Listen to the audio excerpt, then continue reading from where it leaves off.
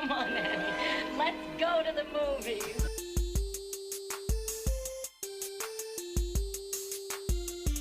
This is the Cinereelists, episode 627. My name is Kyle. And my name is Zach. And we're here to talk movies, movie lists, and movie obsession for the next hour or so. How's it going, Zach? It's going good. How you doing? Good. Just you and me today. I know. Yeah, we're recording this on Easter night, Mm-hmm. and James is away. And so Kyle and I are going to have fun, just the two of us, on the episode tonight. Do we know where James is? We do. Okay. We do. I don't know if I'm ready to, drop his location. But Yeah, no, if you could just share it in the Discord right now, like a pin. like a latitude, longitude. Yeah. No, I was thinking almost just share his phone location, find my friends. Okay, sure. Yeah. So that way people can get live updates. Yeah, check out the Discord right now. I will give you an exact positioning on James. Awesome. All right. Yeah. So, welcome to the show. How was Easter for you? It was good. I had a good movie weekend. Okay, nice. Yeah. So my wife was taking some art classes this weekend, so she was gone a bit, and I decided to watch Back to the Future with Galen on Saturday, and he really liked it. And then today he was like, "Can we watch Back to the Future 2?" I was like, "Sure, okay." And we've discussed on here Back to the Future 2 is my number 10 movie of all time. I like it more than Back to the Future. And it was one of those movies where I wanted to watch it with him and hope that he would love it as much as I did. But you're always worried about when you show your kids your favorite thing, you don't want to be too excited about it, nor do you want to get too much hope that they're going to love it as much as you did. So we're watching Back to the Future 2. And it gets to the scene where they're in the evil alternate 1985, and he's like, "What's going on? What's going on?" And I'm like, "You'll just keep watching." And he slowly starts to piece together what's going on. And he's like, "Oh, Biff has the almanac from the old version." He's like, "That's so clever!" And it clicked for him, and I was just like, "Oh, he loves it." Oh, that's so great. It was. It really was this moment of, oh, he is enjoying this as much as I do. That's very cool. Yeah. So that was really cool. Yeah. That's awesome. How about- One of my friends on Thursday was given an out of time license plate, Oh, nice. Oh, Yeah, like an actual license plate is out of time? like a California plate that says out of time, and it has a registration sticker from 1986. Is it authentic, or is this like a reproduction or prop or something? Yeah, I think it's like a novelty item you would buy. Oh, okay. Okay. I thought it was like an actual California license plate. You never bought the almanac, did you? I was really hoping you would just drop $3,000 to buy that at the auction. Yeah, I'm waiting for that tax return to come through. Okay. Too late. Yeah, no, I considered it. Not actually going to drop $3,000 on it, but You should have. You could always undo it and resell it for $3,000 again. I know, but that's still it's a lot of money to explain away. Yeah, but after your first bet, you're fine. Yes, It'll pay for itself with all the sports betting. Yeah. Well, unfortunately, that's only through the year 2000. Oh, okay. Yeah. Well, never mind. That was the other funny thing. We were watching it, and Galen's because it takes place in the future. He goes, "What year is this?" I'm like, "Oh, this is 2015, the year he was born." He's like, "I don't have any of this stuff." I'm like, "I know." It's that's the problem with extrapolation like that. You're guessing. That's really funny. How about you? How's your Easter weekend going? It was great. It was really fun. We had church in the morning, and then we had some friends over for Easter dinner, Nice. which was amazing. One of the best meals, full, complete meals I've had in a long time. What'd you have? Food me. Ham, sweet potatoes, mac and cheese casserole, rolls, Brussels sprouts, mixed veggies. I'm sure some other things I'm forgetting. Mm-hmm. It's great. Famously, and you probably know this, Peter brought the mac and cheese casserole to the Last Supper. He has his special recipe. I don't doubt it. I do not doubt it. Yeah. Yeah. So what are we doing today? What's on the agenda? Well, we're doing another Zach and Kyle special. We do like to do these lists. Yes. the first time it was just you and me. We did a consensus list where we picked the best movie from each decade. Mm-hmm. And the rule was we just had like this list of movies from every decade, and we had to discuss and decide together which movie we thought was the best of that decade. Yeah, we have to come to agreement. No one has Correct. priority or ascendancy. We have to agree. That's why it's consensus. Exactly. Yes. And then the next time we got together, we said, well, let's do it with best director of each decade. And then we got together a third time. We did best actor and actress. I think that was a doubleheader. Yep.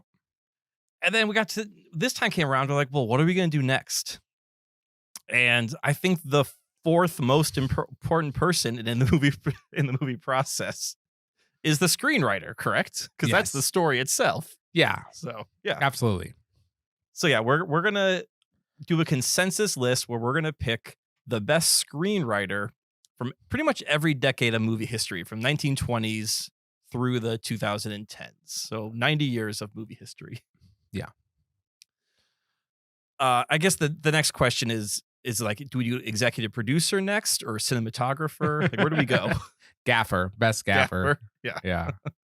I don't know. Cinematography could be really interesting. That could be a really good one. Yeah. Yeah.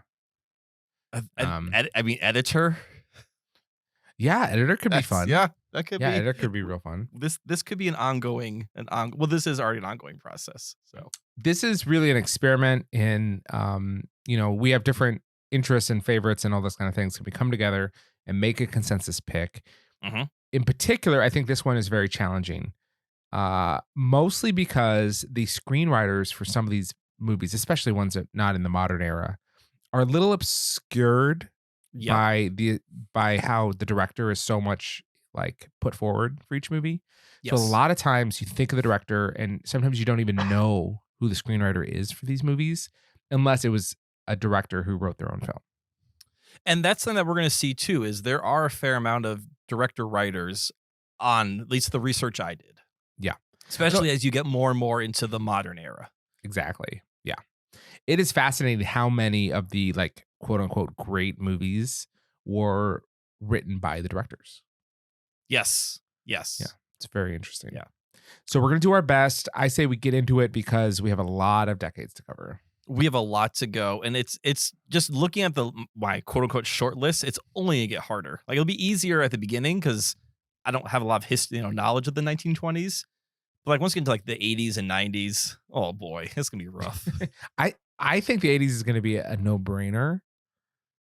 But yeah, some of those other decades are going to be hard. Okay, all right. Well, yeah, we'll see how. I guess the question is, how many decades does Kubrick cross? And those would be easy for us to do. So. Right. Okay. So, and we'll pick up, we'll make nuances and distinctions as we go, but let's start with the 1920s. Yep.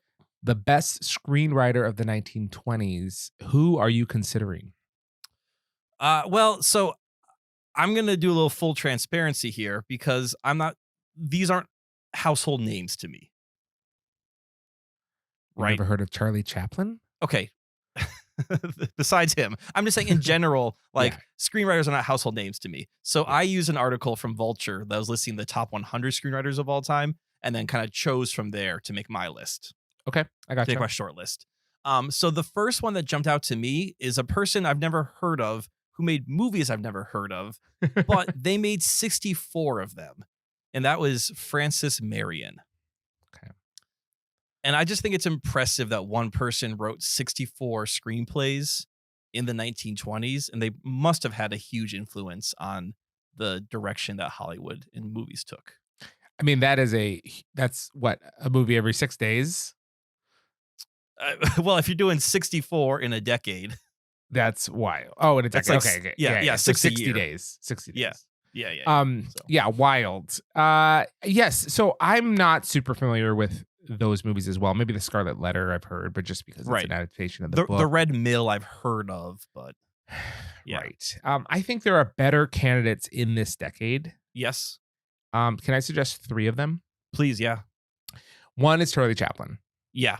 Okay, so he directed a lot of movies during this time, like The Gold Rush, The Circus, The Kid, but he wrote them as well.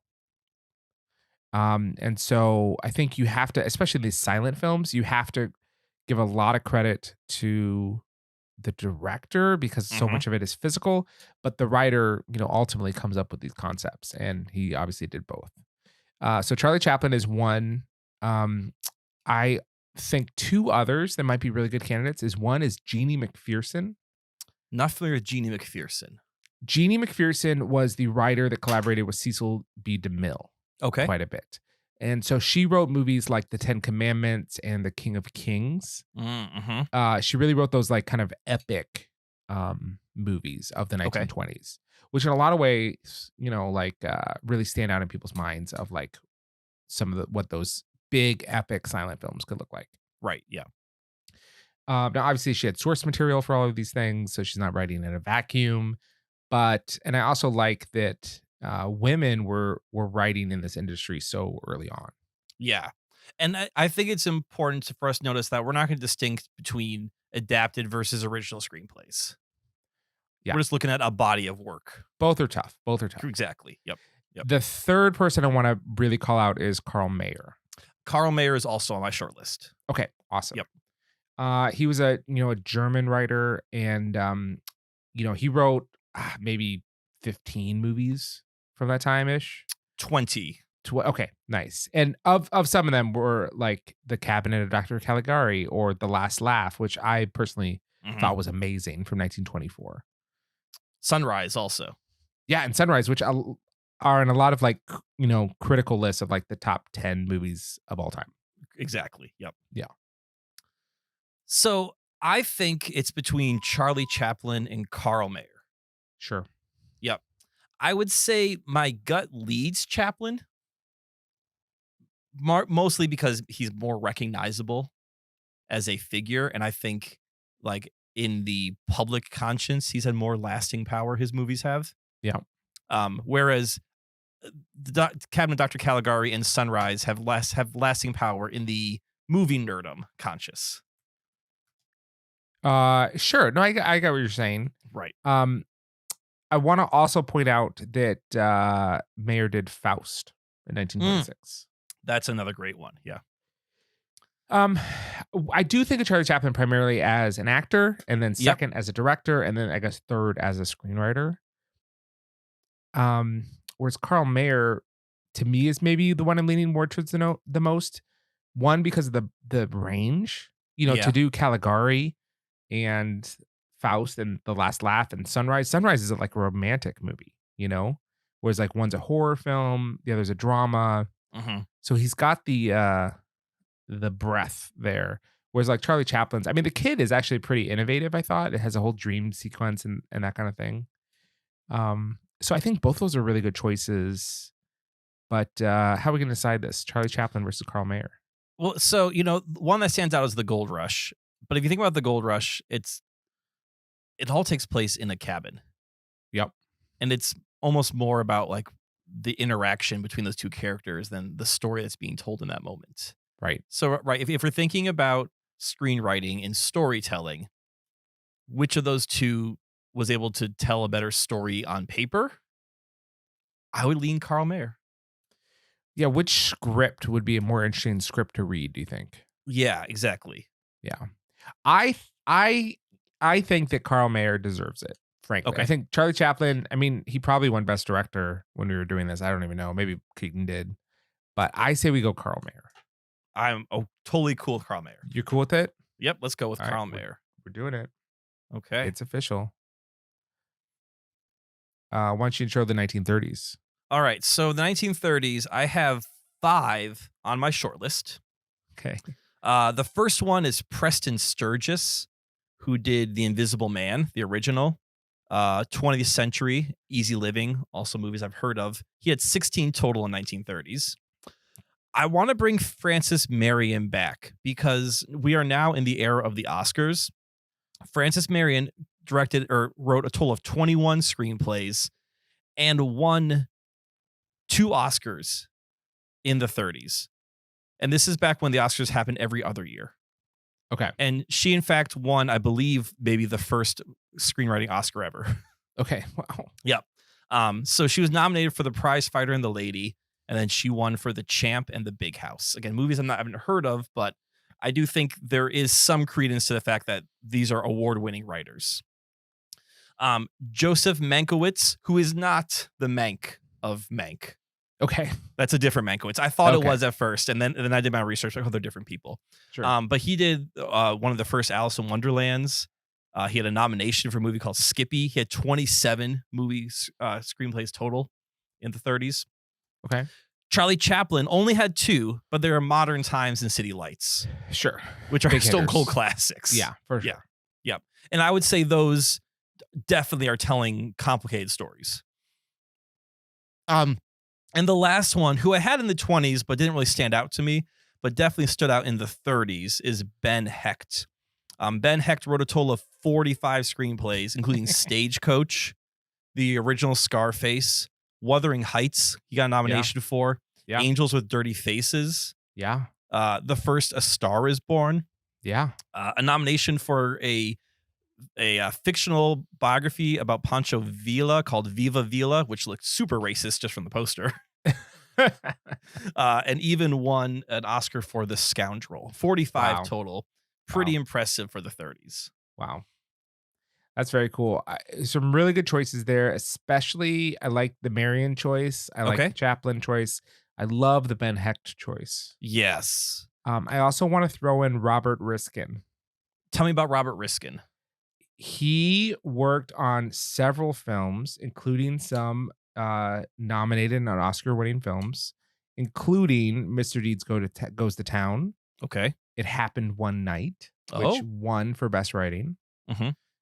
Lady for a Day was nominated. Lost Horizon won for Best Writing. And You Can't Take It With You won for Best Writing, and he contributed to that script. Okay. The only one I've seen is It Happened One Night. Okay. What'd you Is think? that Clark Gable? Yeah. And Katharine Hepburn or a different woman? I don't remember. It Happened One Night was Claudette Colbert. Okay. And Jimmy Colbert, Stewart's I don't not in that one, correct? This No, is no, pre. no. This is a okay, Frank this Capra is the, movie, but this is yeah. pre-Stewart era. Okay, I Yeah. thought so. Yeah. Okay. So yeah, I've seen that happen one night.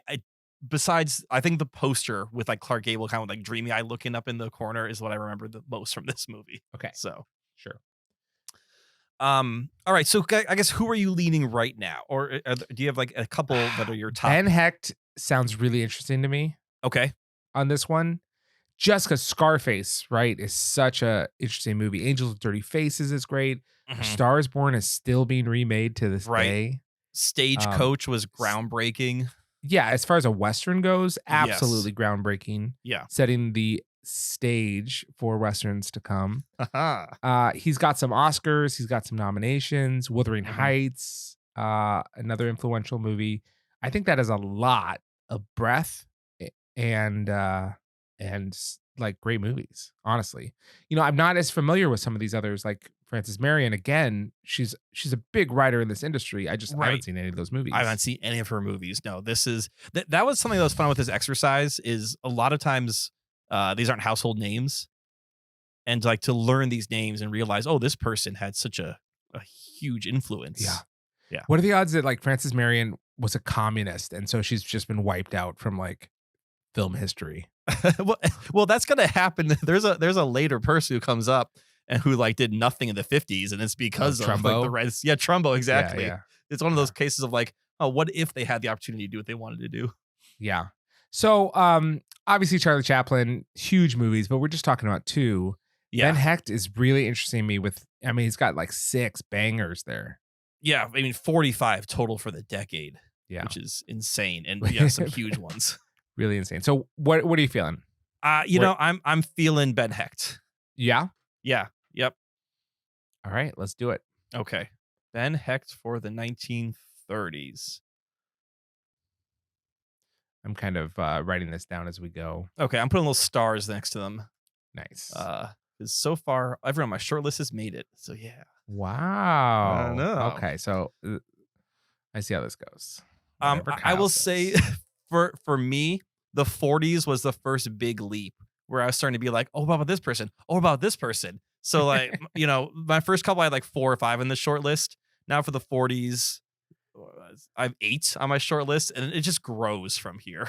So Yeah, well, the next like 20 years is me just convincing you that Billy Wilder doesn't have to win everything. Well, I can say right now that although I have Billy Wilder on my list for the 40s, I don't think this is his decade, because Okay. the only two that stood out to me were Double Indemnity and The Lost Weekend, which he won an Oscar for. Yeah. And although those are big Billy Wilder movies, they are not the first ones that come to my mind when I think of Billy Wilder, the writer. Sure. Yeah. Because he's, Some Like It Hot and Sunset Boulevard and all that kind of stuff. Exactly. Comes later. Yeah, a little bit later. So I'm okay. Even though he's on my short list, I'm okay with his dropping Billy Wilder out of the equation for the 40s. Now, of course, we have to consider people like John Huston. Yep. For Maltese Falcon, Treasure of the Sierra Madre, Key Largo. What else? The Stranger, Dr. Ehrlich's Magic Bullet, which I never heard of. He got a nomination for. He won for Sierra Madre. And again, this is a director who won a screenwriting Oscar for Sierra Madre and was also nominated for the Maltese Falcon. Right.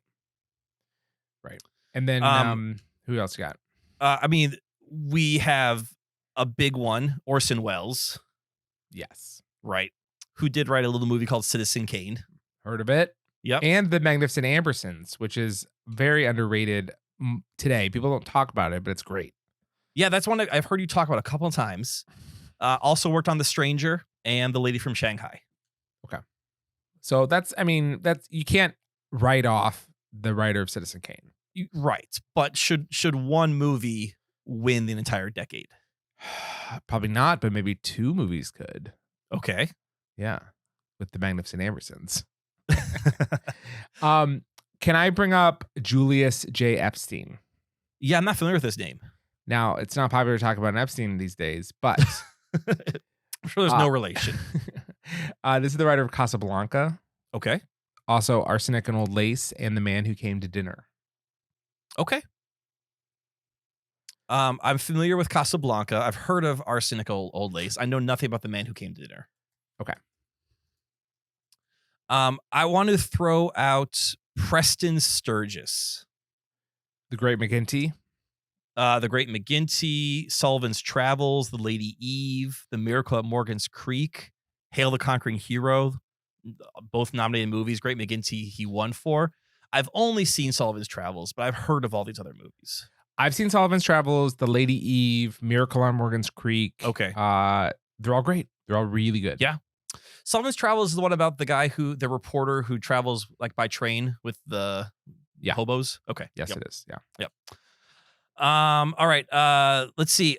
The other Mankiewicz, Joseph Mankiewicz did pop up in this year, but nothing really jumped out at me for him. But Herman Mankiewicz, who is the subject of Mank, worked on Citizen Kane, had a nomination for The Pride of the Yankees. Worked on the movie called The Christmas Holiday. So again, another person who worked on Citizen Kane, can't forget. Yeah. And Ben Hecht shows up again. He's writing a lot of like Hitchcock stuff. He did Notorious, Rope, Spellbound, His Girl Friday. Yeah.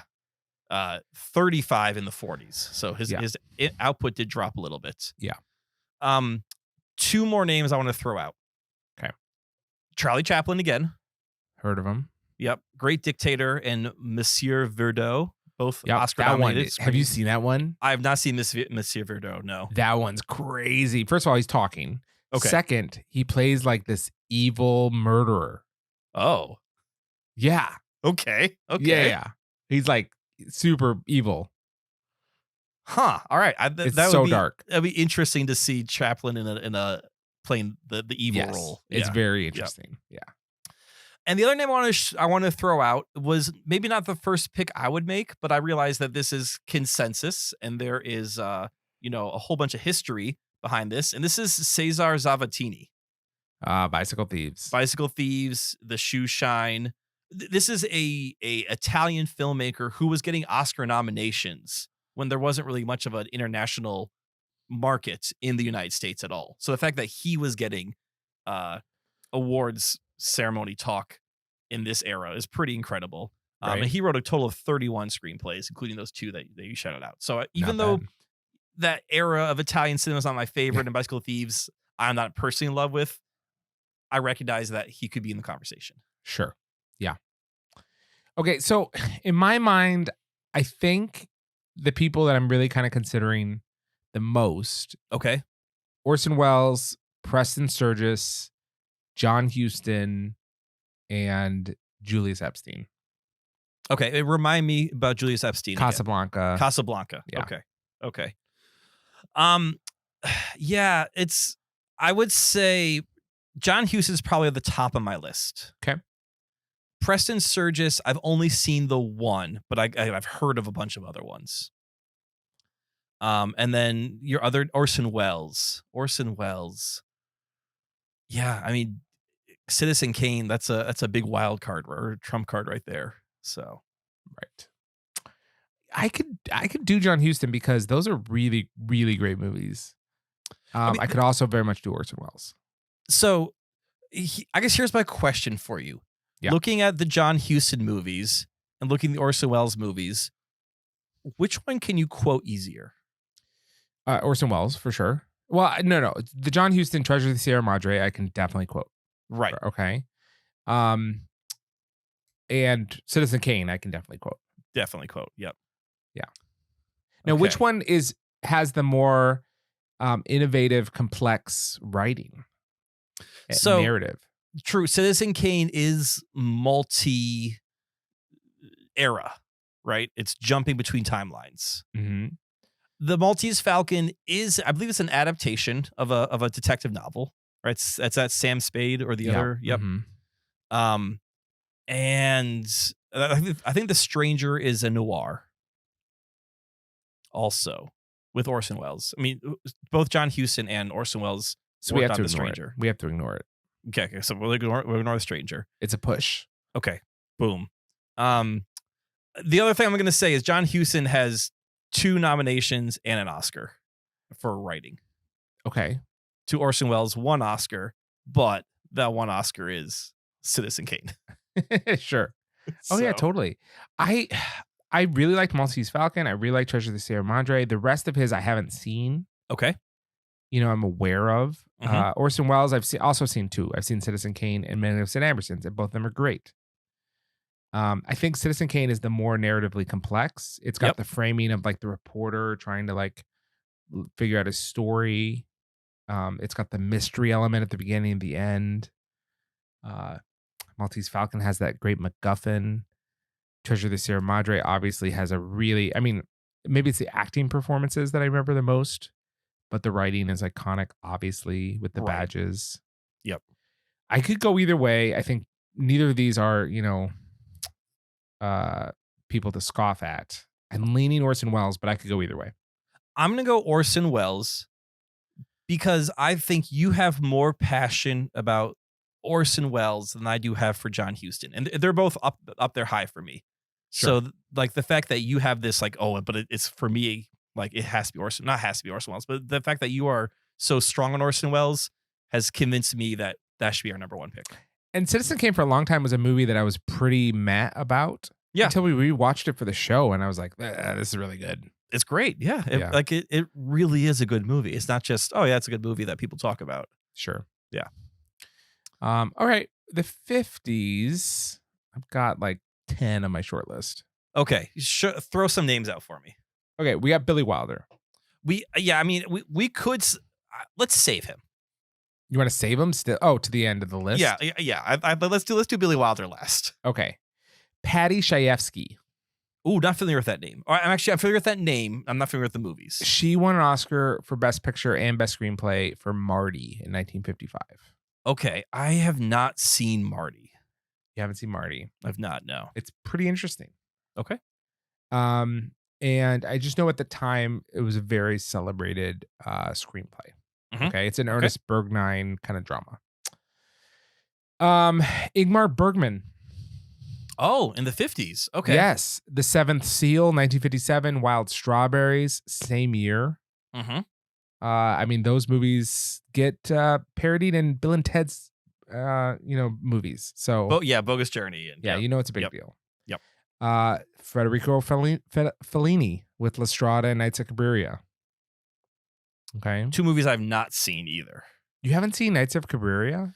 No, it's my my I don't know how I feel about that era of Italian cinema. Sure. I keep avoiding them, That's fine. but I need to watch them. I need to get over that hump.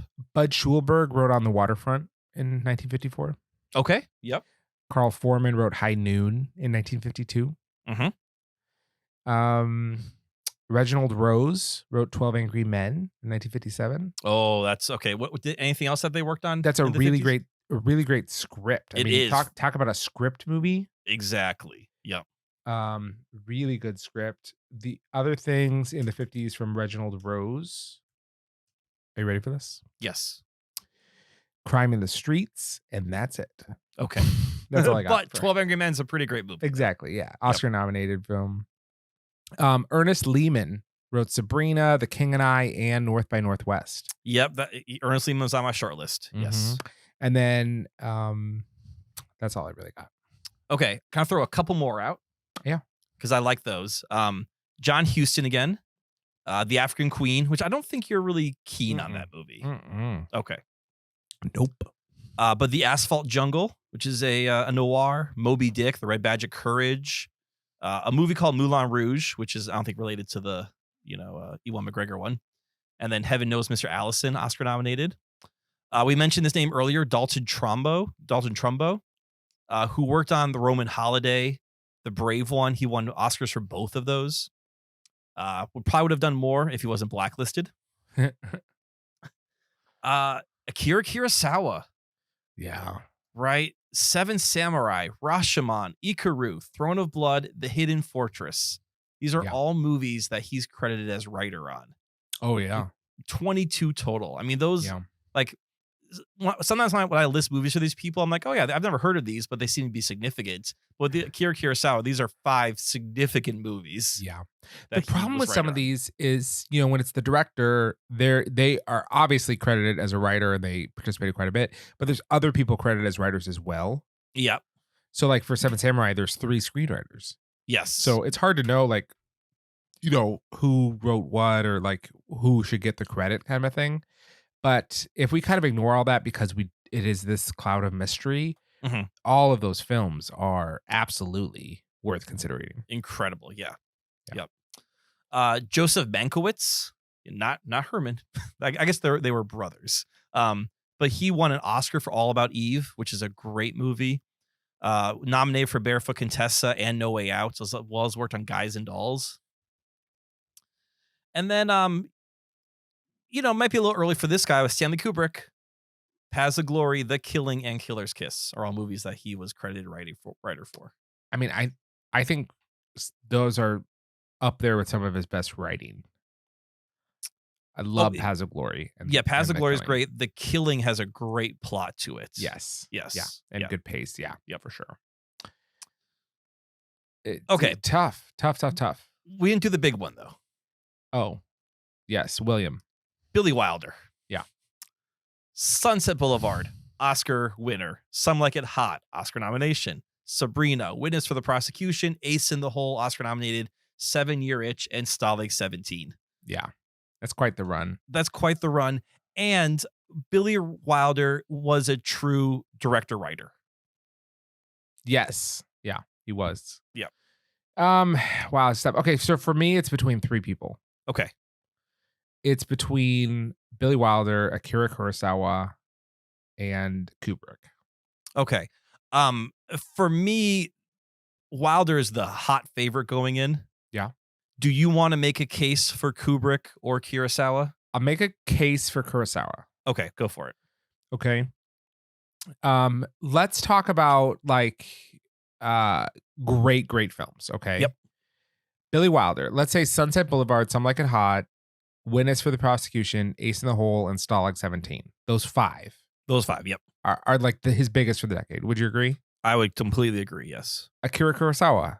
I think on the same level as those. 7 Samurai, Rashomon, Ikaru, Throne of Blood, and Hidden Fortress. Would you agree? Yes, I would agree. Yep. So we have 5 just complete bangers from both of them, right? Yeah. Now if we go one-on-one, 7 Samurai is such an influential movie. I mean, it's influenced The Magnificent Seven. It's, constantly, it pops up in cartoon TV shows and all sorts of different things, right? Rashomon, it plays around with perspective and shows the same scene from 3 different perspectives. That is a writing conceit, which is very innovative. Yep. Yes. Ikaru, completely different subject matter.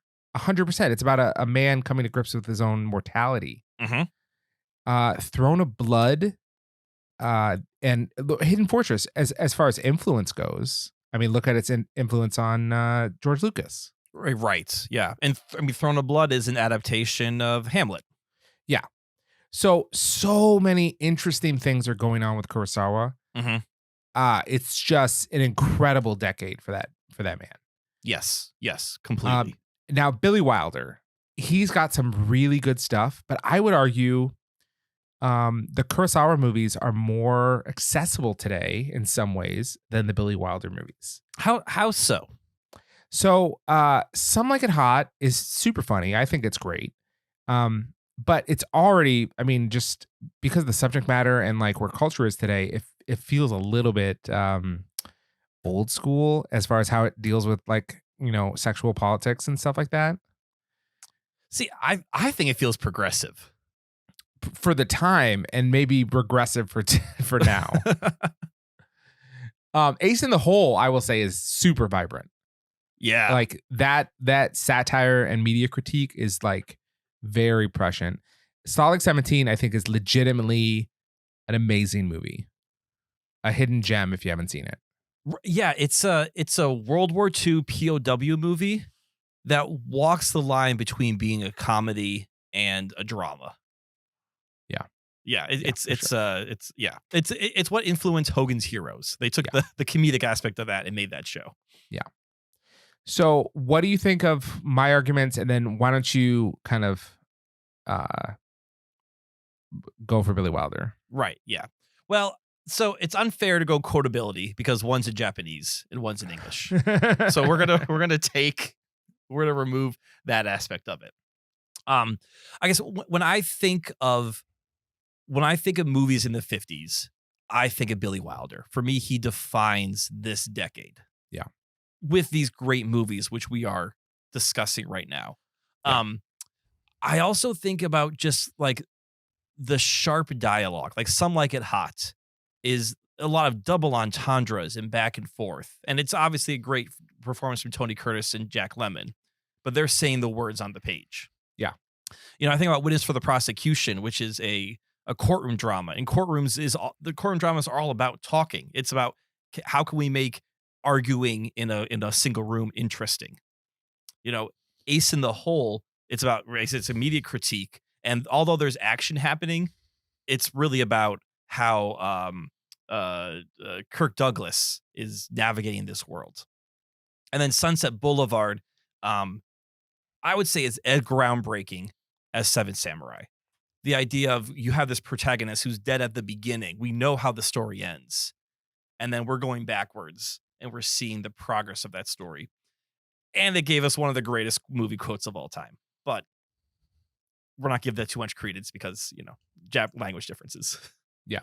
So if we can say that Sunset Boulevard gave us a great quote, we can also say that Rashomon gave us a great storytelling technique. Right. I will say this, Billy Wilder nominated 5 times for Best Screenwriting and won once for Sunset Boulevard. Yes, correct. Kurosawa, it got awarded for Rashomon. That was similar to Best Foreign Film, basically. But never a screenplay. Though I don't know if they were giving screenwriting Oscars to foreign films. Right. Yeah. Some of that is just a little bit of ethnocentrism, probably. Yep. If I was making this list on my own, I would go Akira. Okay. But I think you've convinced me that Billy Wilder absolutely is toe to toe with him, and you sound pretty convinced. So I'm comfortable going Billy Wilder on him. Okay, that sounds great. I think Akira Kurosawa is a great runner-up. That's not a bad choice whatsoever. When we told James we were going to do this, James kind of sort of jokingly said, "Oh, this is going to be a bunch of writer-directors." how many more writer-directors? So far we've had Orson Welles, writer-director, Billy Wilder. We are 50% But we also had Ben writer-directors Hecht and right Carl now. Mayer. Yes. We also had Ben Hecht and Carl Mayer. So I'm saying right now we're 50% writer-directors. Yeah. Now, I will say we skipped over Robert Bolt. He's going to come up in the 60s, though. Okay, great. So in the 60s, Robert Bolt gave us Dr. Zhivago and A Man for All Seasons. Okay. Which won the Oscar. Great. We also have Billy Wilder show up again with The Apartment. Yes. And Irma la Douce. Fellini, though, his heavy hitters, 8.5 and La Dolce Vita. What was the other one? La Dolce Vita. Not familiar with that one. That one is great. Okay. It's really good. Stanley Kubrick obviously shows up. Now he has collaborators, but Dr. Strangelove and 2001: A Space Odyssey. Correct. Those are the only two he has, but those are probably his number 1 and 2 movies on most people's lists. Yeah. Francois Truffaut with Jules and Jim and the 400 Blows. Now the 400 Blows, it came out in 1959. But it didn't come out in America until 1960. Okay. And I like the 400 Blows. That's a good movie. Yeah. Yeah.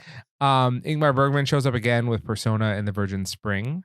Yeah, got Winter Light, Hour of the Wolf, nominated for Through a Glass Darkly. Yeah. And then William Goldman, Butch Cassidy and the Sundance Kid. Yes. Now, I don't know if this is his decade, but I hope William Goldman makes this list somewhere because he's such a good screenwriter. Yeah, I like Butch Cassidy and Sundance Kid a lot. I've not seen his other ones. There's one more name I want to throw out, and I think this is a big one. Ernest Lehman, who we had last decade with North by Northwest. Yep. I don't think he came up in the 40s. No. In the 60s, he has The Sound of Music, West Side Story, which is nominated for Best Screenplay, obviously an adaptation of Shakespeare. Who's Afraid of Virginia Woolf, also nominated for Best Screenplay, and this is an adaptation of a stage play, and Hello, Dolly. Yeah. I guess I have 3 on my top list, but I'm curious to know who's on your top list. So wait, I think there's one more that I don't think you said yet. Did you mention Kurosawa for the 60s? I didn't know. Okay, so High and Low, Yojimbo, Sanjuro, and Redbeard are all movies he did in the 60s. High and Low is a So great good. movie about like class struggle, and there's a whole kidnapping plot going on. Jimbo's great. I haven't seen Sanjuro or Redbeard, but I'm aware of them. So Sanjuro is the sequel to Yojimbo. Okay. And it is like a fun 4 corners action movie. Gotcha. Where there's action, there's drama, there's humor. There's a moment at the end which has to have influenced Tarantino in his use of violence. Now again, that's more of a director's choice than a screenplay choice, but I would say it's like someone said that Sanjuro is a samurai Bond movie. Nice. So yeah, it's super fun. So I think Kurosawa obviously is a great choice, and then I'm also really loving Ernest Lehman right now. I'm loving Ernest Lehman too. I think that Kubrick is in the conversation just because it's Strangelove in 2001, right? Which are both huge movies. With 2001, he worked on it at the same time with Arthur C. Clarke, but they kind of worked in tandem, where Kubrick was doing the screenplay and Clarke was doing the novel. So they definitely bounce ideas off of each other, but it was not a collaboration movie script. It was more of a collaboration creative process. How did this work? Did Arthur C. Clarke like call a studio and say, I have an idea for a story and I'm going to write it while you make the movie? Like, how does a nothing become a book and a movie at the same time? I should know that. I should really know this to be like how did those two get in the room together and say, let's take this? Because it didn't exist. Yeah. Right. Exactly. Right. Because it wasn't like it was based on a book. They sort of wrote it. I believe Clarke had a short story that was kind of like the idea of a monolith being found and giving higher intelligence to beings. Okay. And then that short story maybe Kubrick read it and then wanted to adapt it, and that's how the book came along. Because I mean, Kubrick was a voracious reader, and that's why so much of what he did is adaptations of other works, because he just consumed books. Yeah. So what are your top 3 right now? Okay, so my top 3 would be Ernest Lehman, Okay. Kubrick, and Kurosawa. Okay. Those are my top 3. Okay, cool. Let me make a case for Ernest Lehman. Please. The Sound of Music, 100% iconic. Yep. Right? I mean, everyone likes this movie. West Side Story, equally iconic. Now, a lot of that's because of the music, but the screenplay was nominated. It was, exactly. Who's Afraid of Virginia Woolf, I think, is where he absolutely shines. Yeah. Because that movie is 2 people having a conversation. It's 100% dialogue. It is all screenwriter, with really great acting performances backing it up. But that is the writing, you know? That is, we wouldn't have, Glengarry Glen Ross without Who's Afraid of Virginia Woolf. And so that one just really excites me when I think about what a screenwriter does. Who's Afraid of Virginia Woolf is like, that is a screenwriter's movie. Now with Stanley Kubrick, obviously 2001: A Space Odyssey, super quotable, very memorable scenes. But honestly, with anything Kubrick, the writing is so overshadowed by just the overall kind of auteur genius of like everything that's going in. Yep. And you give another director a Kubrick script and it's not going to be as good of a movie. And I would argue that Strangelove is the stronger like screenplay than Space Odyssey, just because Strangelove is so much more about talking and conversations. Yeah. Yep. Yeah. And then Kurosawa, those were all great choices. Yep. The movie that does it for me, and the movie that's the nail in the coffin, is Who's Afraid of Virginia Woolf.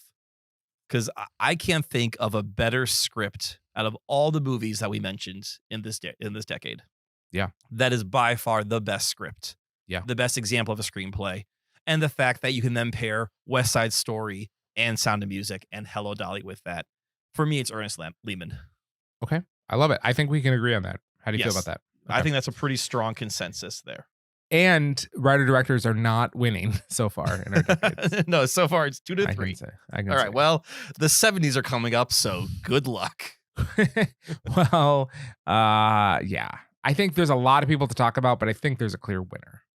I think there's a clear winner too. So maybe should we save that one for the end? We'll throw out some people. You don't have to go through everyone, just like who are the really like heavy hitters. Okay, well, a name you mentioned, William Goldman. Yeah, All the President's Men won Oscar for The Stepford Wives, Marathon Man, Bridge Too Far. Yeah. Woody Allen. This is a big decade for Woody Allen. It really is. Yes. Annie Hall won the Oscar. Yep. Manhattan. Manhattan's Sleepers. a little creepy, isn't it? It has not aged well. I mean, it has not aged well. And with whether you believe what's going on with Woody Allen or not, the fact that he wrote that screenplay and made that age difference in that movie does not help his case whatsoever. He's basically dating a 16-year-old girl in that movie. And he's like in his mid-30s. Yeah. Sleeper and Bananas are both movies I find pretty funny. I like those. Sure. Yep. And then Interiors, I never heard of. He got an Oscar nomination for that one. This name has been in the news a lot recently. I'm not sure why, but Paul Schrader has come up a lot. Sure. I've just heard that name thrown around. Yeah, Taxi Driver, exactly. Yeah. I'm not familiar with other ones like Hardcore, Blue Collar, but obviously Taxi Driver is a big one. No nominations for that. George Lucas, Star Wars, and American Graffiti, both Oscar-winning screenplays. Right. Now, do you love the screenplay of American Graffiti? Not particularly, no. Yeah. No, but I think he has to be included in the conversation. No, I agree. Yeah. Kubrick's back. Clockwork Orange and Barry Lyndon. Yep. But again, I think you have a great point of does the artistry overshadow the script? Right. And Clockwork Orange, which is so interesting, is all the interesting things are in the book as well. Yes. Yeah. Mel Brooks, breakout decade for him. Yeah, great choice. Yeah, Young Frankenstein won nomination. I mean, if you want to talk about a crazy script, Blazing Saddles, just writing that, that is something in and of itself. Yeah. A high anxiety silent movie. Robert Benton, Kramer versus Kramer, won the Oscar for that. Superman the movie, What's Up, Doc, The Late Show. And then Robert Towne, who won the Oscar for Chinatown. Is it a little weird that a guy named Robert Towne wrote a movie called Chinatown? I mean, Towne's a pretty well-known last name. Do you know any towns? I know Pete Townsend. Yeah, exactly. It's a little on the nose. I wanna take him off for that reason. Just for that? Okay, well, what about The Last Detail? Have you seen the poster to The Last Detail? No, is it good? Oh, look up the poster to The Last Detail. All You're right, going to The thank Last yourself for this. Detail. Oh, I've absolutely You've seen absolutely this poster. seen this. Yep. That is a fantastic poster. Shirtless Jack Nicholson with a mustache, a sailor's hat, and he's holding a cigar. Yo, yeah. Yeah, that is. I love that poster. Okay, so besides one we're leaving out, are there any others you want to throw on this list? Just to mention. Patty Chayefsky wrote The Network in the 70s. Oh, I like Network. Yep. Terrence Malick, Badlands and Days of Heaven in the 70s. Oh, yeah, good movies. Yeah. John Cassavetes, A Woman Under the Influence and the Killing of a Chinese Bookie. Peter Bogdanovich with The Last Picture Show and Paper Moon. I like Paper Moon. I feel like I should watch The Last Picture Show again. I just don't want to. Okay. Cool. That's about it. That's all I have to add. And then the final one, which I actually think should win, I agree, is Francis Ford Coppola. Correct. Yeah. Just list them. Go ahead. The Godfather. Both. The Godfather Part 2. Yep. The Conversation. Apocalypse Now. And then I believe Patton. Yep. Yeah. And The Great Gatsby. The Great Gatsby. Yeah, he won the Oscar for this. This is for screenplay. He won the Oscar screenplay. Godfather 1, Godfather 2, and Patton, and then nominated for Apocalypse Now in The Conversation. So of the 1, 2, 3, 4, 5, 6 of the 6 movies he wrote in the 70s, 5 of them had an Oscar nomination, and 3 of them actually won. How do you ignore that?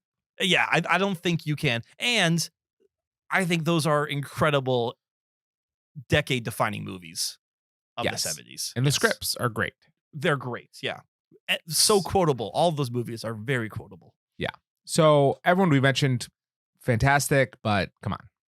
It's gotta be Coppola. All right. We're flying. We're in the 80s already. We're kind of cooking right now. Yes. This is going well. Yes. We were born in the 80s. Yeah. This is great. Okay. What are you thinking about for the 80s? All right. What am I thinking about the 80s? So for me, there's another clear winner, I think. Okay. Should I don't want to say it. I guess maybe I'll list mine and then you can say who you think the clear winner is. Okay. Just because I've been watching these recently, Robert Zemeckis and Bob Gale worked on Back to the Future 1 and 2 together. Sure. Those are so fun. Yeah, they're great. I can't give him the decade though for this partnership. Okay. Well, there are some partnerships I need to we're going to talk about later, just because I don't think you can divorce them, but we'll get into that.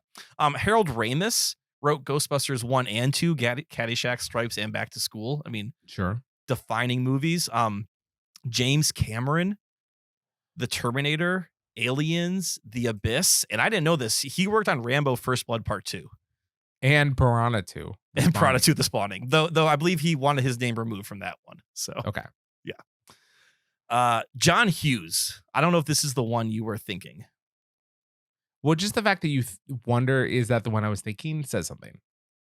But I think I know the one. I think I know who your 80s pick is, though. Okay. But John Hughes, The Breakfast Club, Ferris Bueller's Day Off, Vacation, Christmas Vacation, European Vacation, 16 Candles, Planes, Trains, Automobiles, Pretty in Pink, Weird Science, Uncle Buck, Mr. Mom. He wrote 17 movies in the 1980s. Yeah. And I mean, how many of those are classics that people still talk about? And how many of them are so defined by the 80s? I mean, yes, this is who I was talking about, John Hughes. Okay. Because so many of these are just iconic. Right. And that's my word that I'm using all episode, but yeah, absolutely. I think the other I could list some more. I mean, like George Lucas, he gave us 3 Indiana Jones, 2 Star Wars movies, and Willow. Sure. I'm not going to give him major screenwriting credit for Indiana Jones, though. Because of the Spielberg or because of other people? Yeah. I mean, he was like more of a story by kind of guy. Okay. Let's see. You got Kubrick, Shining, Full Metal Jacket. Sure. Yeah. Kurosawa. I mean, his last 2, Ron and Kagemusha, or his last kind of 2 big ones. Paul Schrader, Raging Bull, Last Temptation of Christ, Mosquito Coast. Yep. Now, Spike Lee could be in this conversation just because Do the Right Thing is amazing. Amazing. And nominated for an Oscar, I believe. It is, correct. Yep. Also, She's Got to Have It in School Days. The other one who I thought would maybe be your pick would be Woody Allen. Right. Because Purple Rose of Cairo was from this era. It was. Yep. That was Oscar nominated. Crimes and Misdemeanors Oscar nominated. Radio Days was nominated, as well as Hannah's and her sisters. Have you seen Zelig? I have not seen Zelig. No, the only one I've seen this era is Crimes and Misdemeanors. Okay. Zelig is super interesting. It's like all told through like newsreel footage, like fake newsreel footage. Okay. Interesting. Yeah. And Hannah and her sisters is very interesting. Yeah, that pops up on a bunch of lists. I think it's actually on my watch list. Yeah. There is one name I think could go up against John Hughes. I just want to throw it out there. Is it Lawrence Kasdan? Okay, there's 2 names that I think could go up from Lawrence Kasdan. Right, Lawrence Kasdan did give us, he is the writer on Empire Strikes Back and Jedi. Yeah. Return of the Jedi. He's the writer on Raiders of the Lost Ark. Right. Body Heat, The Big Chill, Silverado. Have you seen Silverado? No. That's a super fun, like 80s Western. Okay. The other name I want to throw out there is Oliver Stone. Oh, sure. Right. Scarface adaptation. Platoon, which is not my favorite Vietnam movie. It's probably the most authentic, though, of all the Vietnam movies I've ever seen. How would you know? I don't, but I just because, like, whereas, Apocalypse Now is written by a bunch of guys who were not in Vietnam, who were like, I bet you it was like this. Oliver Stone was in Vietnam, and he's like, this is what I saw. So yeah. Wall Street, Conan the Barbarian. I have no idea he had a writing credit for that. Born on the 4th of July. So, all right. I guess for me, my top 3 are Oliver Stone, Lawrence Kasdan, and John Hughes. Okay, my number 3 are Lawrence Kasdan, John Hughes, and James Cameron. Don't skip over James Cameron. Can't go. Oh, that's true. We got Terminator and Aliens and The Abyss. Okay. So neither of us have Oliver Stone or James Cameron on the other person's list. Right. So we could drop that. We can drop them for the conversation. You want to get rid of Cameron? Do I think... Say it. You want to get rid of Cameron? Just say it out loud. I think Cameron and Oliver Stone are in the same echelon, right? Yeah. Like are they these are influential movies. These are great 80s movies. Are these the best screenplays of the 80s? Right.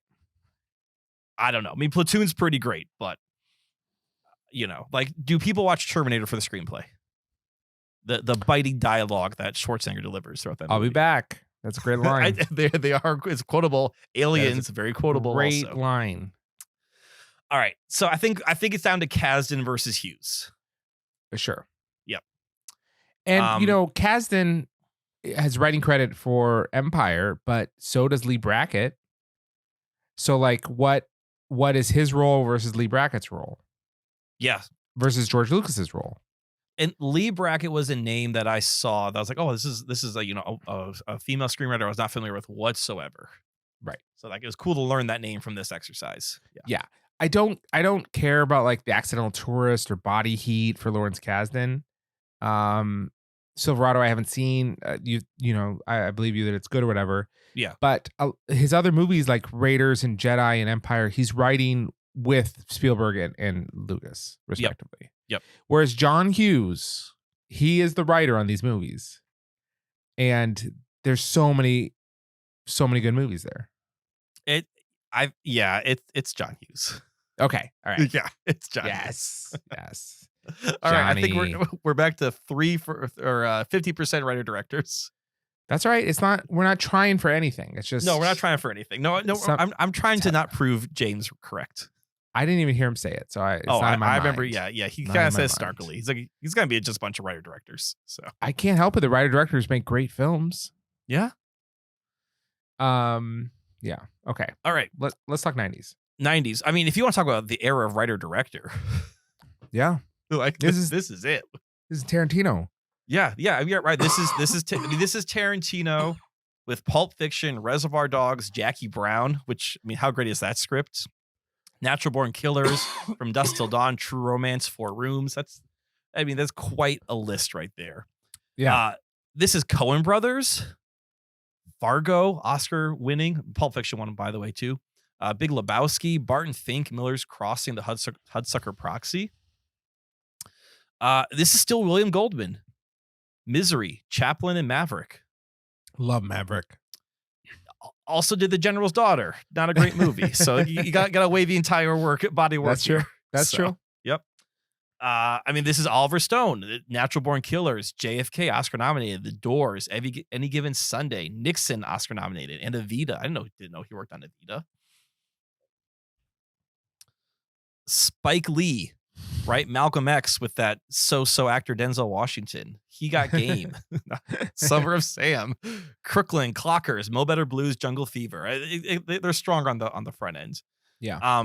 This is the decade of Paul Thomas Anderson with Boogie Nights, Magnolia, and Hard Eight. Two of those were nominated for Oscars. Yeah.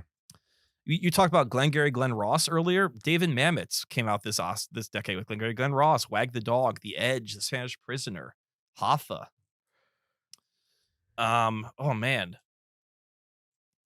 James Cameron's back. Titanic, Terminator 2, True Lies, and then Strange Days, Catherine Bigelow movie. Richard Linklater, Before Sunrise, Dazed and Confused, Slacker, The Newton Boys.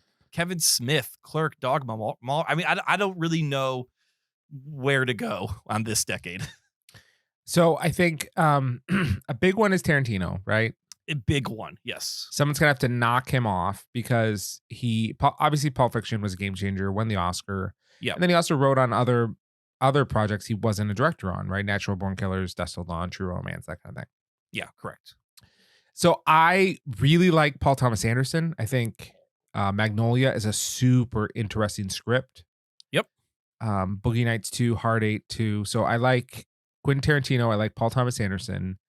David Mamet, I think, is an incredible screenwriter. I think he's a screenwriter's screenwriter, right? Mm-hmm. I've already talked about Glengarry Glen Ross, but also, The Edge is amazing. Spanish Prisoner is really great. Yeah. Obviously Eric Roth. I'm gonna promote. Oh, of course. He's done Forrest Gump, but he also did The Insider and, of course, The Postman. He was on my page break. I'm sorry, I forgot to say his name. Yes, The Postman and The Horse Whisperer. Yeah. That was The Horse Whisperer was a big movie in the 90s. I don't know if people remember that. Absolutely, it was a big movie. Yeah. So for me, it's Quentin Tarantino, it's Paul Thomas Anderson, it's David Mamet. What about the Coen brothers? So how does their writing relationship work? So they're both credited as directors and as writers. So I think it's hard to say like, oh, well, Ethan does more of this or Joel does more of that. Because they give themselves, it really is like a Lennon McCartney situation. Yeah. My understanding is that on the most part, I think Ethan is more of the writer and Joel is more of the director. Mm-hmm. But they credit it all as a collaboration. Everything is seen as collaboration. So I would say Coen brothers. I feel fine giving two people, if we gave them to them. I would not say Ethan versus Joel. We could just be Coen brothers. Gotcha. Okay. Well, Barton Fink surprised me by how good it was. Big Lebowski is pretty famous. Hudsucker Proxy is an awesome movie. Yep. I don't care for Fargo, but a lot of people do, and it won the Oscar. It did. Yep. Have you seen Miller's Crossing? I haven't. It's like a gangster movie, but with a Coen brothers bend to it. Sure. Yeah. So yeah, I think they have to be in the conversation. Okay, so and Spike Lee is just not strong. I mean, he's got Malcolm X and He Got Game, but not strong enough of a decade compared to. I don't think so. Yeah, unfortunately. Okay. All right, I'll take Spike Lee off the list. Okay, so of Coen brothers, Quentin Tarantino, Paul Thomas Anderson, and David Mamet. Who do you think doesn't belong? I think David Mamet's my number 4. Okay. All right. Oh, he did do Ronin though. You remember Ronin, the De Niro movie? Yeah. Yeah. Had a great car chase. Had a great car chase in it. Yeah. I think David Mamet would be the one I would take off first of that list. It's tough to say though. Yeah, let me look at his full filmography. Oh, Okay. Homicide. That'll be on my last 10 top 10. Oh, okay. Elena, man, those are good ones. Nominated twice. Who would you take off of those 4? I can't remove any of them. Okay. well, we have to get it down to 1. That's the exercise here. I love Paul Thomas Anderson. Okay. I don't think he can get best screenwriter of the decade off of Magnolia. You don't think Boogie Nights is enough also? Just that and Hard 8. It's hard to say, yeah, give it to him off of just those, even though I think they're amazing. Mm-hmm. I don't know if it's going to beat Quentin Tarantino, even though I like his films better than Tarantino's films. So I don't know. What are your thoughts? Yeah, are we kind of in consensus that Tarantino's the one to beat? I think he's are we the dancing one to beat. Around it? In the same way that John Hughes is the 80s, Tarantino as a screenwriter is the 90s. Right. Because as you mentioned, there are movies on his resume which he did not direct. Yeah. So he was also a screenwriter as well as a movie as director in the 90s. Right. Yeah, I think the only other one that could maybe dethrone Tarantino would be the Coen brothers. Right. But if I had to pick between those two, I think Tarantino. I mean, like you think about the screenplay to Pulp Fiction and how that's playing with time and how that's playing with story. I mean, Reservoir Dogs plays with time. Does Jackie Brown plays time a little bit, but Jackie Brown's just also really solid. We watched that a year ago, and like, how solid was that script in general? Yeah. Like that. Yeah. Jackie Brown is a dialogue movie. Yeah. Do you want to give it to Tarantino? I do. It's All right. shocking that the white guys in their 40s gave Quentin Tarantino the best writer of. I don't even like these movies that much, honestly. Really?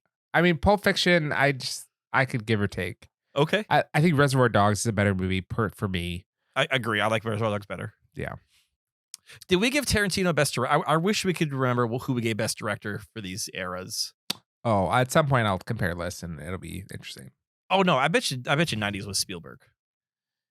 Yeah. It had to be Spielberg. Yeah, we probably gave Spielberg a couple of decades. Yeah, he probably got a couple in a row. So, Yeah. okay. Yeah. All right. But I'm sure Tarantino was in the conversation for the 90s. Yeah. Should we look at the 2000s? I would love to look at the 2000s. Okay. Yep. Let me mention some names. Go for it. Peter Jackson, Fran Walsh, and Philippa Boyens wrote the Lord of the Rings trilogy. Yeah. Oscar nomination for Fellowship, won the Oscar for Return of the King. Do you feel like Return of the King winning as many Oscars as it did was also just a recognition of the amazing feat of getting that trilogy done? Yeah. Like as much as that movie won an Oscar, it was also like an award for the entire trilogy. Okay. Yeah, a little of both. Okay. Paul Thomas Anderson, There Will Be Yes. Blood and Punch Drunk Love, both really great movies. Correct. Yep. The Coen brothers again, No Country for Old Men, Oh Brother, Where Art Thou, Mm-hmm. Burn After Reading, Serious Man, Intolerable Cruelty, others. David Lynch got Mulholland Drive in this decade. Yeah, I've talked about how that movie's too much for me. Sure. Yeah. What about Wes Anderson? The Rise of Wes Anderson. Yeah, so he's on my short list with Fantastic Mr. Fox, The Royal Tenenbaums, Darjeeling Limited, Life Aquatic. Yeah. Tenenbaums got the nomination for Best Screenplay, and he's definitely screenplay is what he's about. It's so much And of his movies are cinematography. okay. That's the other thing, yeah. But so much of his movies are the conversations people are having with each other. Yeah.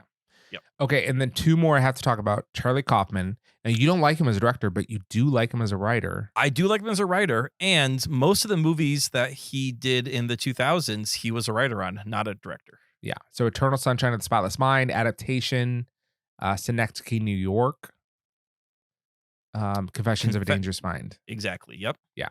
He got an Oscar for Eternal Sunshine, nomination for adaptation. Those are great movies. And the last I want to mention is Christopher Nolan. Oh, Nolan was not on my list for the 2000s. Remind me what he worked on. 2000s, we got Memento, Dark Knight, Prestige, Inception. Came out in 2010, but he wrote it in 2009. I'm going to kind of do the same question you said with like Kurosawa and Kubrick. Yeah. Is how much of what he does is a collaboration, like with his, at least with his brother, correct? Right. Yeah. And how much is the directing spectacle overshadowing those movies? For sure. Yeah. So 82% of the spectacle is overshadowing the writing. For sure. 82%. Yeah. Yeah. Okay. Yeah. So I can go with that. I think Memento is such an interesting script. I agree. Yes. It's so unique, right? Mm-hmm. And then we're just given like this run of really interesting movies with really interesting scripts. But I think Kaufman is putting out better, more interesting scripts. Yeah, I think Kaufman's an early favorite for this decade. Yeah. I think the Coen brothers are strong though, with No Country for Old Men. Uneven Though, is it because you have like No Country for Old Men on one side and then like Intolerable Cruelty and Lady Killers on the other? Yes. Okay, and Burn After Reading is kind of in the middle for me. I haven't seen it. Okay. I remember Alright, at the time interesting. people didn't really like it that much, but Well, I think it's because of the movie that they did after No Country for Old Men, and it's such a different vibe of a movie. Yeah. So, I mean, Quentin Tarantino, he did give us Inglourious Basterds, which was nominated both Kill Bills and Death Proof. sure. So I think it's worth throwing out there. Woody Allen, I guess it's an uneven decade for him because you got like Vicky Cristina, Barcelona, Match Point on one side, but then you have like Small Time Crooks and Curse of the Jade Scorpion, Hollywood Ending on the other. Exactly. So, yeah. Alfonso Cuarón. Just 2 movies, but they're Children of Men and Y Tu Mama Tambien. Yeah. Yeah. Pretty great. Pretty great. Yeah. Children of Men is an adaptation of a book, but I think from my understanding it's quite different from the source material. Sure. Yep.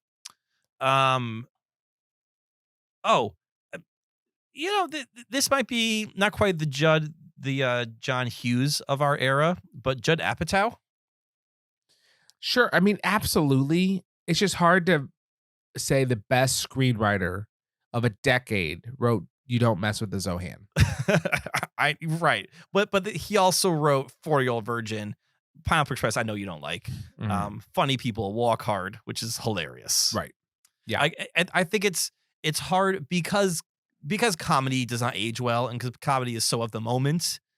I think it's hard to say, oh, that comedic screenplay is amazing. Right. Because so much of comedy is in the moment. Yeah. And I think we can also recognize that a lot of how Judd Apatow directs movies is improvisational. So I don't know how much his movies are as a script versus more of like, here's a scenario and let's riff on that. Yeah. I think we have so many good options here, but I really want to pull for Charlie Kaufman. Okay, make the case for Charlie Kaufman, and thankfully, you only talk about him as a screenwriter. Yes. Okay. There's so many good movies that we have listed with these other writers, right? Obviously, Paul Thomas Anderson with There Will Be Blood and Punch Drunk Love, amazing movies.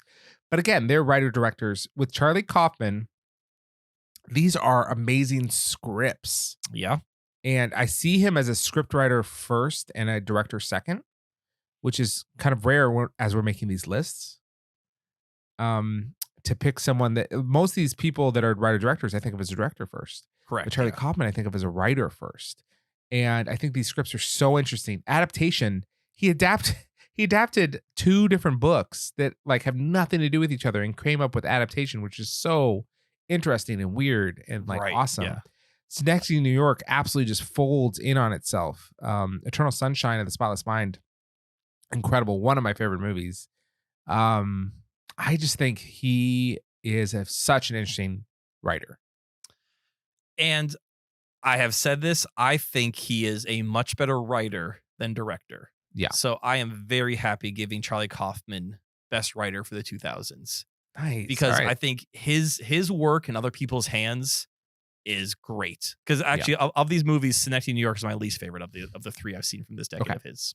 Nice. And that's the one he directed. I think he's better when someone else can do the heavy lifting. Sure. Great screenwriter, I agree. Okay. Yep. You want to go with? Let's go with Charlie Kaufman. Yep. All right. Is this going to be our last decade, the 2010s? Yeah, I didn't go into the 20s. And if you have some for the 2020s, we can get into it. No, we'll cap it at the 2010. That's okay. fine. Yeah. Go. All right. All right. Do you want me to throw some names out there? So many of the same names from like the last 2 decades have come back. I agree. Yes. Yeah. Yeah. Because we have Coen Brothers, Tarantino, Paul Thomas Anderson, Woody Allen. These people are just keep showing up. Can I throw some new names out then? Mm-hmm. We can definitely talk about the old names because they have some good ones out there. New names: Aaron Sorkin. Yes. Right. The Social Network. He won the Oscar for. Moneyball was nominated for. Steve Jobs, which is the Michael Fassbender one. I think it's one that people actually like. Yeah. And then Molly's Game, which I never saw, but I think that was a big Molly's Netflix Game movie. is so good. Okay. It's Awesome. really fun. Is that a gambling movie? Yes. Okay. Yeah. I definitely recommend it. I confuse that with Gerald's Game, which I think is a different kind of movie. Molly's Game is very easy to watch. Okay. Yeah. This name was on my short list other decades, but he didn't quite rise to the top. I think I'm gonna throw it out now. Steve Zalian. He's the writer for The Irishman, The Girl with a Dragon Tattoo, which is the Fincher one.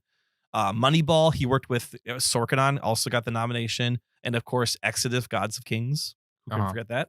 I like that movie. Yeah. Alexander Payne. We didn't mention him for like, I guess 90s, 2000s with election and things. He wasn't quite as big, but with Downsizing Nebraska and The Descendants in the 2010s. Have you seen Downsizing? I have not. Is that Matt Damon? Yeah. It's unforgivably bad. Is it really? Okay. Yeah. That I mean, we have to look at the entire decade, the output here. So I was excited to see it, but it was not good. Richard Linklater, I want to throw back out there. Before Midnight nomination, Boyhood nomination, and then Everyone Wants Some, Burning, Where'd You Go, Bernadette? Edgar Wright, which could have come up in the 2000s, Baby Driver, Scott Pilgrim versus the World, Ant-Man, which is the good one of the three, The World's End, and The Adventures of Tintin, which is like a 100-year-old graphic novel that he adapted for Spielberg. And then Jordan Peele, Get Out, Us, and Keanu. Mm-hmm. Big movies. Maybe not Keanu so much, but Get Out and Us were big movies of the 2010s. I love Keanu. Yeah. Okay. I haven't seen Keanu, but that's good. It's so funny. One more new name I want to throw out there. Christopher McQuarrie. Okay. Right? Mission Impossible, Edge of Tomorrow, 2 Mission Impossibles, Fallout and Rogue Nation, Jack Reacher, The Mummy, The Tourist, Jack the Giant Slayer. So maybe mixed, like some of the biggest movies of the decade, but also some forgettable ones too. I mean, when I think of his movies, though, I'm thinking of Tom Cruise. I'm thinking of the action. Okay. The visuals. I don't know if I'm thinking about the writing. When I think of a Mission Impossible movie, I think it's set pieces first, and then they try and come up with a story to connect the set pieces. Yes, I agree. Yeah, I don't think the writing is the first thing that comes to mind. Yeah. Now, obviously, Coen Brothers have inspired Llewyn Davis and True Grit and Hail Caesar and Bridge of Spies. All sorts of great stuff going on there. They wrote Bridge of Spies. Yes. Interesting. I did not know that. Yes. Nominated for Bridge of Spies. Okay, cool. I kind of have 3 that I'm looking at. Go for it. Jordan Peele. Okay. You know, we got a very fresh perspective to the satire horror genre with Get Out and Us. And then I think Keanu is very funny. Aaron Sorkin, The Social Network, super influential, won an Oscar. Mm-hmm. Moneyball and Steve Jobs are fine. I really like Molly's Game. Maybe I'm weighting him too highly for The Social Network. Okay. But I also think of Aaron Sorkin as a writer primarily. Yeah. And so in a list about writers, his name just stands out to me as someone who deserves to be on the list.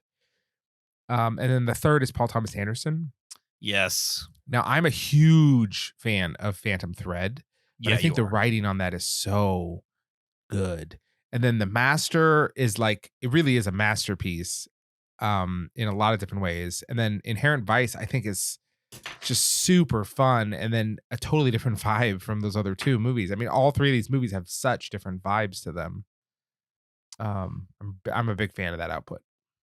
Can I throw a fourth name out there? And if you Yeah. can knock this down, you can knock this name down right away. Yeah.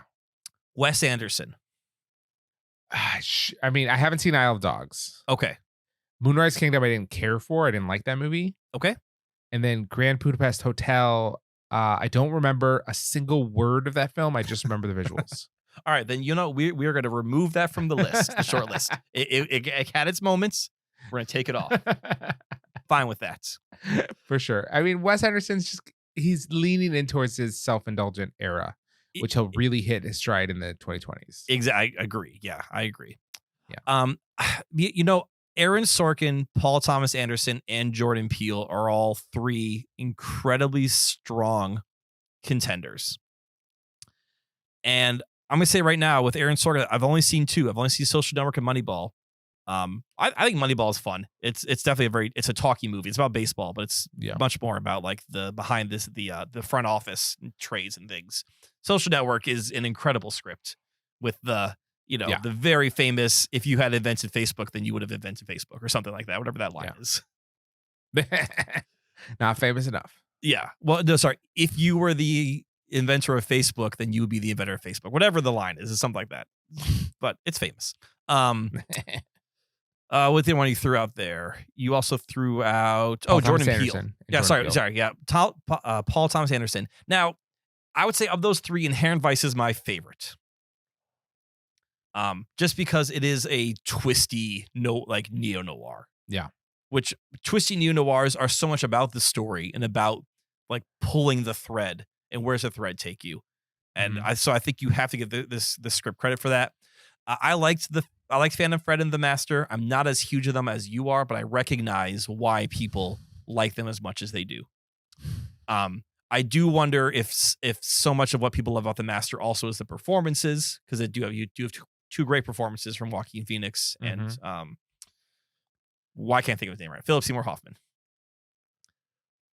But they're definitely saying the words on the page. So it's a credit to the screenwriter. And yeah, Jordan Peele, like completely different viewpoints. Like almost changed horror. Not almost changed horror. Right? Changed how people watch horror movies. Yeah. This is tough. I think this is the toughest one we've gotten to so far. This is pretty tough. Yeah. It's pretty tough. Who would you drop? Let's take it down to two. Who do you want to cut? I think I would cut Sorkin. Okay. I think because, the Social Network is probably the only like really, really great screenplay on this list from this decade. And that's not going to be enough to carry him. Okay. Now let's get to Anderson versus Peele. Yeah. They both have 3 screenplays in this decade. Yeah. I've seen all 3 of Anderson. I've only seen 2 of Peele. So I'm going to need your help with Keanu. Sure. Do those 3 go head to head to each other? Like, can you put Phantom Thread, The Master, and Inherent Vice on one platform and then put Get Out, Us, and Keanu on the same platform next to it? So I will tell you, I bought Keanu at the Dollar Tree. Okay. For $1 on Blu-ray. Yeah. So I don't think that one has gotten the reception that the Paul Thomas Anderson films have. Right. I do legitimately think it's very, very funny. It's probably of the 3 of those Jordan Peele movies, the one I'm most likely to rewatch. Okay. Because a movie like Us, super interesting, right? It's very thought-provoking. I don't think I will ever watch that movie again. It's so creepy that I just don't want to watch it again. Okay. Now, that's not a knock against it necessarily as far as the writing goes. It's super innovative idea. Maybe the idea is the kind of idea that's interesting until you start thinking about it too hard and you realize how many plot holes it has. Mm-hmm. Like it really stops making sense the more you think about it. It makes sense on a visceral surface level, I think. And I think it's a movie where its third act kind of goes straight horror. Right. Like your first act is you're trying to figure out what's going on with these doppelgangers. Yeah. Act 2 explains it to you. And then Act 3 is like, all right, let's crank up the horror and the knives and all the scary Sure. stuff. Yep. Now, Get Out, again, super interesting and good social critique. I mean, nothing to say bad about that movie at all. So No. that's kind of where I stand on those Jordan Peels. With the Paul Thomas Andersons, it's just, I like that they're all so different and so confident in what they're trying to do. I think the writing in all of them is super interesting. Inherent Vice specifically, it takes this like meandering neo-noir kind of idea and it does a great job with it. It's so much fun. It is. Yeah. It is it's one of my favorite Paul Thomas Anderson movies. Right. I mean, and Phantom Thread is such a different movie about like this artist and his muse and the relationship they have. And what I like about that is he had to write a script about like the tailoring world. Right. Yeah. So the amount of research that must have gone into that, to actually write that script. Is okay, so my two questions is Phantom Thread a single location movie, more or less? No, I would say it's Okay. not. Okay, Yeah. I just don't remember. Okay. Certainly at his house, but they meet at the restaurant that she works. They go vacationing at like a summer home kind of a thing. There's multiple. They go out to like this fancy dinner. I think there's multiple locations. Okay. And then tangentially, based on that logic and the amount of research Anderson had to do for this movie, should we just say that Robert Eggers is going to be our 2020s pick? Oh yeah, of course. Okay, cool. Yeah, all right. that or a Garland. Yeah. Yeah, seriously, you could make a case for him. Oh, Garland didn't come up in the 2010s. Oh, I didn't bring Garland in the 2010s. Why didn't Garland come up in the 2010s? Did he not write Ex Machina or Annihilation? Ex Machina and Annihilation are the 2010s. I probably didn't put it on there because there's no way I was going to give into with Annihilation. So there's no point in. Can I make a last like push for two different people? Is one Alex Garland? No. Okay. Because he only wrote Ex Machina, which is, I guess ambiguous enough that James can claim he misunderstands the ending. He didn't write Annihilation? What? Yeah, he did. That's not a good film though. I mean, we're talking about good scripts. It's an amazing film, but that's fine. What about Greta Gerwig? We get Lady Bird and Little Women. Ooh. Yeah, that is a good late minute addition. And then what about Damien Chazelle? Oh. Whiplash and La La Land. Oh, man. So here's going to be my knock against Damien Chazelle. And this might be because is he too good of a director? And is that like when I think of La La Land, I think of the nightclub where like the camera's whipping back and forth between the dancing and the piano playing. Yeah. I think about them dancing on the Hollywood Hills, right? Yeah. Kind of dancing off into the planetarium. When I think of Whiplash, I think of the performances. I think of like how the drumming is filmed. Yeah. And is it something where like obviously those are strong scripts, but are those movies elevated? Is it the script that elevates those movies, or is it the director that's elevating those movies, even though they're the same person? Same person, a little bit of both. But I will say, if I had to bet, I would say the screenplay for La La Land says the camera whips back and forth between him playing jazz and them listening. Okay. Yep. So I would think that those decisions are made at the script level on some of that stuff. But I see what you're saying. I do see what you're saying. I mean, I could also talk myself into Damien Chazelle being my new number one pick right now. Wow. Okay. So like I could go either way on him. I'm trying to like talk out of this last minute one. But I could talk into it too. So. Yeah, I got you. Yeah. I think they're great films with great performances. It does cloud the issue a little bit. My top right now is Paul Thomas Anderson. And I could, even though I don't, again, The Master's not my favorite one. I saw it once. I haven't really thought about it since. I recognize why it's so great. That interrogation scene. Yes. Is so good. Yeah. And I found Phantom Threads to be completely enthralling in this world of tailoring, which I do nothing about, had no interest in. Yeah. And then Inherent Vice it's just fun. It's a fun movie. So I'm okay with Thomas Anderson, unless you want to talk about Greta Gerwig at all. But I think maybe PTA might be the choice for the decade. I mean, Greta Gerwig, Lady Bird and Little Women were great films. They were They great were movies, celebrated yeah. at the time. But personally, I like the Paul Thomas Anderson movies better. Well, I'll say I thought Lady Bird, and this is a script thing, caught or captured the relationship between a mother and her teenage daughter so authentically. Yeah. As I was watching with my wife, because that movie takes place in like the early 2000s. And that's when my wife was a teenager, you know, like an 18-year-old, and had this relationship with her mom. And we're watching this movie, and Megan's like, this is me and my mom. Like, this is exactly how we would interact with each other when I was 17, 18 years old. So there's some strong authenticity to that movie. Yeah.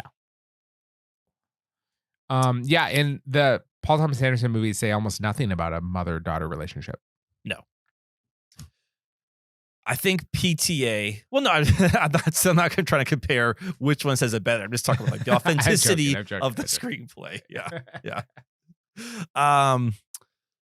Yeah. I think PTA is it. Nice. All right. Well, we have our list then. We did. Let me run down who we picked. Yes, and I'm gonna try and keep track of how many of them are director screenwriters. 1920s Carl Mayer. Okay. 1930s Ben Hecht. Okay. 1940s Orson Welles. There's one. 1950s Billy Wilder. There's two. 1960s Ernest Lehman. Okay. 70s Francis Ford Coppola. 3. 80s John Hughes. 4. 90s Though he was so much of a writer, though. I don't know if I call him Yeah. just a writer-director. Right. Yeah. 90s Quentin Tarantino. 5. 2000s Charlie Kaufman. Okay. And the 2010s is Paul Thomas Anderson. So I will say 7 out of our 9 are directors of film. Sure. Yeah. Well, I mean, that's the thing is really great auteurs made really great movies. Right. And I think it's become much more common now. Like earlier in Hollywood, in the studio system, there was a big divide between who wrote the movies, who made the movies. And there's been a blurring of that, at least since the 70s, if not before. Right. So, right. Yeah. Yeah. I'm very happy with that list. Yeah. Sweet. Yeah. That's good. Very cool. Well, we're excited to have James back, but it's always fun to do one of these lists when he's gone. And I think people need to write in and let us know what we should do next time James is gone. Yeah. If you have an idea of what our next best of the decade list should be, let us know. We would welcome suggestions for that. Because I want to learn more about cinematographers, a little more about editors. Right? No, for real. I'm not joking. Totally. Like, especially, with this list, once I got to like the 70s, 80s, I was recognizing a lot of these names. But 60s, 50s, 40s, like there were names I had never heard of before. Ben Hecht. I had no idea who Ben Hecht was before we did this list. Yeah. And now I picked him as my favorite, as I think the best screenwriter of the 30s. Yeah. So if you have a suggestion of what our next list should be, or if you disagree with our picks or agree with our picks, you can write the show at heyguys@cinereelists.com. Let us know, and we would love to read those emails. Otherwise, you can find us online at cinereelists.com. We'd love if you would leave us a rating and a review on Apple Podcasts for the Cinerealist podcast. You can have one of your friends do it as well, but they got to listen to the show. Don't have anyone just do it and they don't listen. Recommend the show to them and then have them rate the show on Apple Podcasts. You can also find me on Twitter or Letterboxd at Shaubin. You can find me on Letterboxd at Peter SKB. Mm-hmm. And then obviously we're all over Letterboxd and Twitter and TikTok, although James has to share with me the login instructions again so I can do something on that. How's Instagram going? Instagram is dormant. But here's the thing: Instagram has turned all into reels now. No one looks at posts anymore. Yeah. So I would say if you start doing TikTok in earnest, we can post those to Instagram too. Now, why is that? Is that because there's so many ads on Instagram? No, I think it's just because Instagram is trying to emulate TikTok, and much people want to now just flip through the videos. Gotcha. So yeah, Instagram, I open up Instagram, I either get people's stories at the top, or I'll get like one post from a friend that's like actual pictures, and then it's just like suggested posts and ads, and it's so hard to find like my friend's content on Instagram anymore. For sure. Twitter's worse. Twitter's unusable. Or X, whatever you want to call it. Like it's, man, talk about taking something great, not even great, something good and just breaking it for the sake of free speech, I guess. What really doesn't work anymore on Twitter is if you click on a post and then read the replies that just have nothing to do with the post. They're anymore. nonsense. Yeah. It's Twitter's just, it's more or less unusable at this point. Yeah. So follow us there, please. Hey guys. Yeah, I think next week we're gonna do a last 10 top 10. Yeah, I need to do some watching. I've been doing a lot of rewatches recently, which has been fun. And I may actually break a cardinal rule and include rewatches on my top 10 last 10. Hey, try it out. So we'll see. Yeah. It might be freeing. Maybe I'll be like, hey, this is why I've been avoiding this for so long. For sure. So if you want to make a list of your top 10, last 10, feel free to put that together, and we will see you next week. Keep it Cinereal.